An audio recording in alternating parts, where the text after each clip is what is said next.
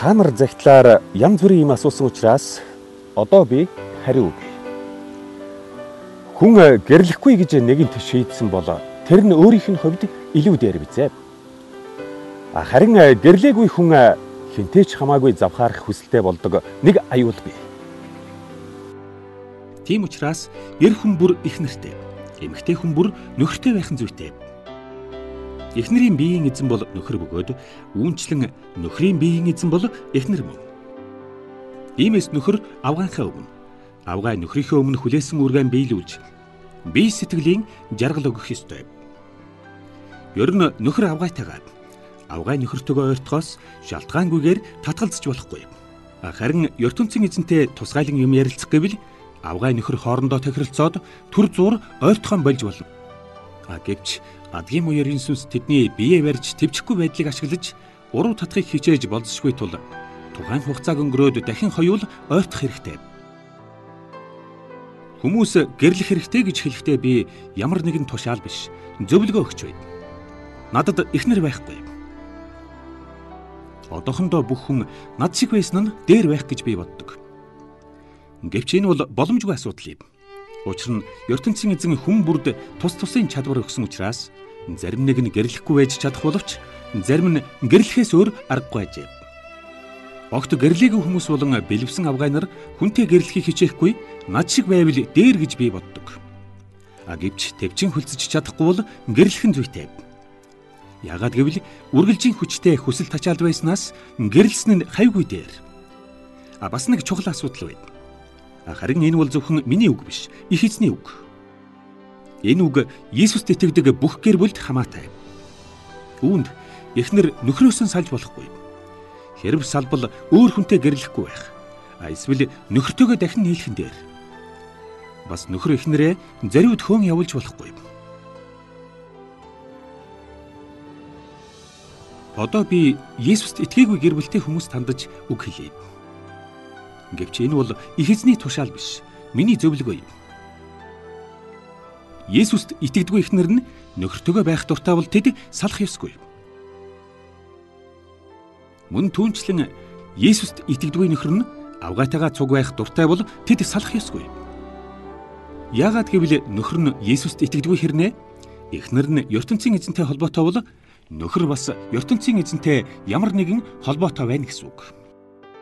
Иймээс эхнэр нь Есүст итгэдэггүй боловч нөхөр нь ертөнцийн эзэнтэй холбоотой бол авгай бас ертөнцийн эзэнтэй ямар нэгэн холбоотой гэсэн үг. Хэрв тийм биш байсан бол хүүхдүүд нь ертөнцийн эзэнтэй огт холбоогүй болно. Гэтэл Есүст итгэдэг хүн Есүст итгээгүй хүнтэй амьдравч хүүхдүүд нь ертөнцийн эзэнтэй ямар нэгэн холбоотой байдаг нь үнэн билээ. Харин Есүст итгээгүй нөхөр юм уу эхнэр нь Есүст итгэдэг гэр бүлээсээ салах хүсэлтэй бол бүү татгалз. ертөнцийн эзэн биднийг аль болох амар тайван амьдралтай болгохын тулд Есүст итгүүлсэн учраас хэрүүл маргаан дэгдээж гэр бүлтэйгээ заавал хамт байх гэсний хэрэггүй бөгөөд түүнээс чөлөөтэй салж болно.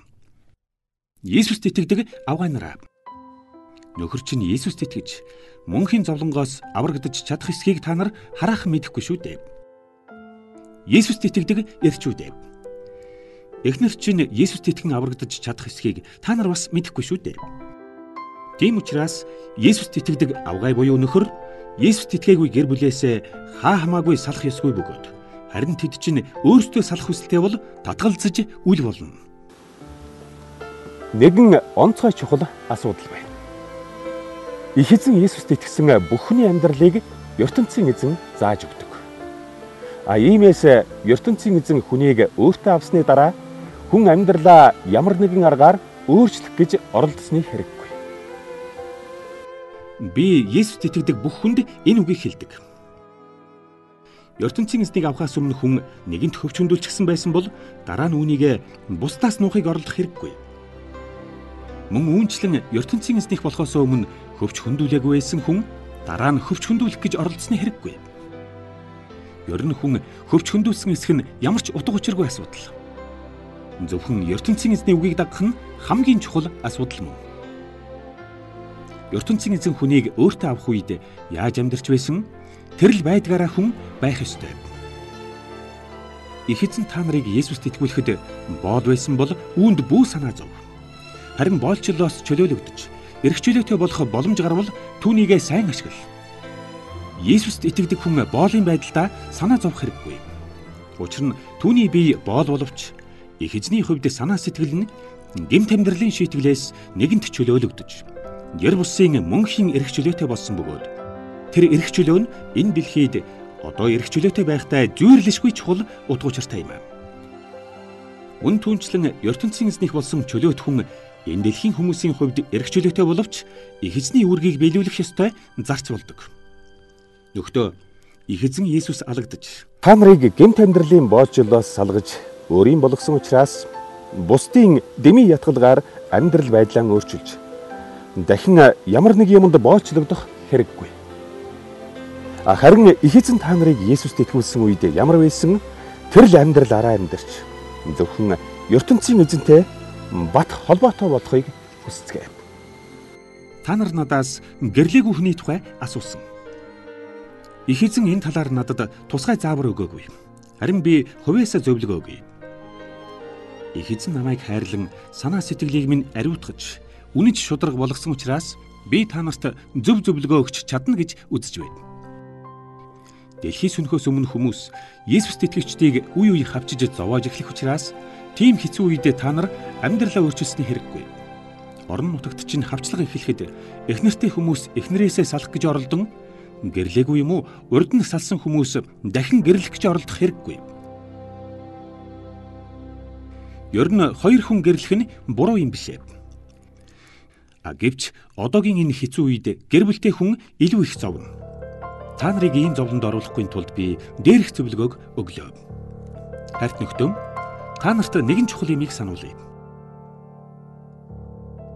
Есүс энэ дэлхийд дахин ирж, дэлхий сүнэх цаг ойртож байгаа бөгөөд орон нутагт ч удахгүй хавчлага эхлэх нь бололтой.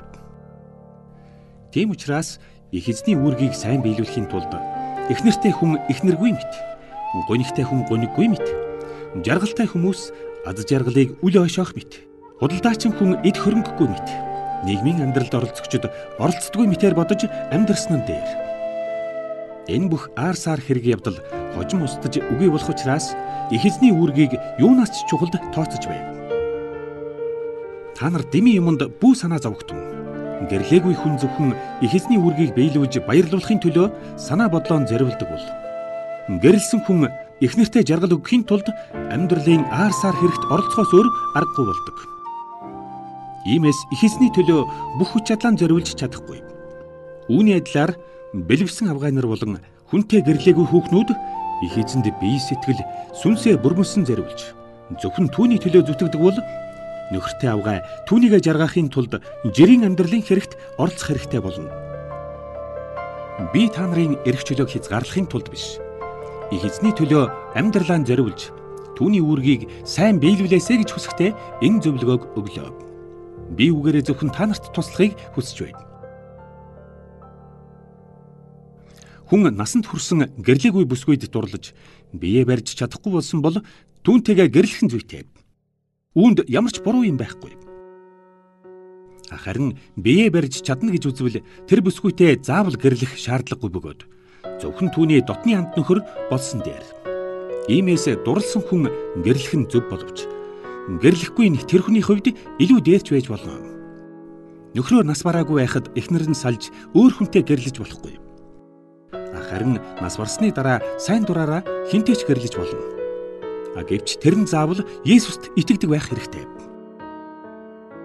Бэлэвсэн авгай хүнтэй дахин гэрлэхгүй байвал илүү жаргалтай болно гэж би боддог. Та нар өөрсдийгөө ертөнцийн эзний ариун сүнстэй гэж үзэн надаас илүү ихийг мэднэ гэж боддог бол би ч бас адилхан учраас үгийг минь дагахад илүүдэхгүй бизээ.